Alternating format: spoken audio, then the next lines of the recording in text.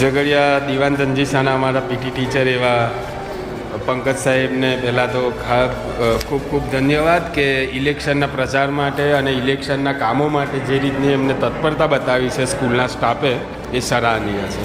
અને સ્કૂલની બાળાઓ દ્વારા આવનાર જે ગ્રામ પંચાયતના જે ઇલેક્શનો છે ઇલેક્શનો અંતર્ગત આ એક મત એ અધિકાર એક મશીન અને એની સાથે સાથે આપણો જે અધિકાર છે એ અધિકાર દર્શાવતું એક ચિત્ર એક દ્રશ્ય જે આપણને આ વિડીયોમાં જોવા મળે છે. એક એક કરીને આપણે બાળાઓના નામ પણ પૂછીએ કયા ધોરણમાં ભણે છે અને કઈ સ્કૂલમાં. બેટા શું નામ તમારું?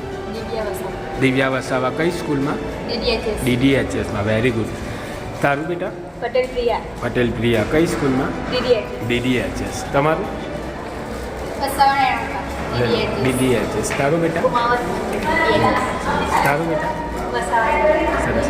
આ તમે લોકો જે બનાવી રહ્યા છો આ શું છે ખ્યાલ છે? હે શું છે? Very good. લોકોને શું અપીલ કરવા માંગો તમે? બાળકો છો, મતલબ આપણા દેશનું આવનાર ભવિષ્ય. તો હમણાં તો તમે પરિસ્થિતિ બધા જોઈ જ રહ્યા છો કે શું પરિસ્થિતિ છે દેશની ને રસ્તાની.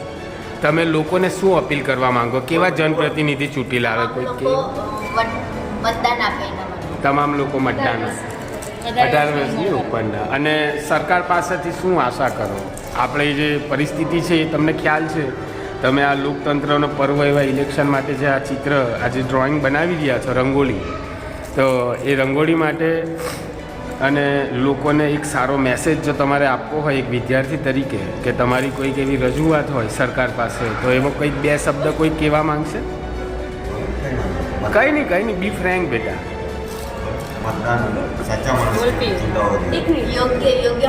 યોગ્ય મતદાન. અચ્છા, આપણે ત્યાં કઈ કઈ સમસ્યાઓ મુખ્ય લાગે બેટા? મુખ્ય સમસ્યા કઈ કહેવાય? ખરાબ રસ્તા, ગંદકી. સરસ.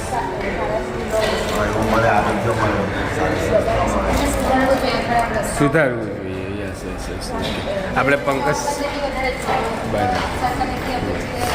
તો આપણે અમારા સ્કૂલના શિક્ષક જેમની સાથે અમે ભણ્યા એમનું પણ જરાક 2 મિનિટનું ખાલી આપણે પૂછીએ કે આ જે લોકતંત્રનો જે પર્વ છે એ પર્વને લોકોએ કેવા ઉત્સાહથી મનાવવો જોઈએ અને કેવી રીતે મનાવવો જોઈએ. સાહેબ નમસ્કાર. પહેલાં આપનો પરિચય છે. Pankaj Patel, DDS school Jhagadia. હું ટીચર છું ત્યાં.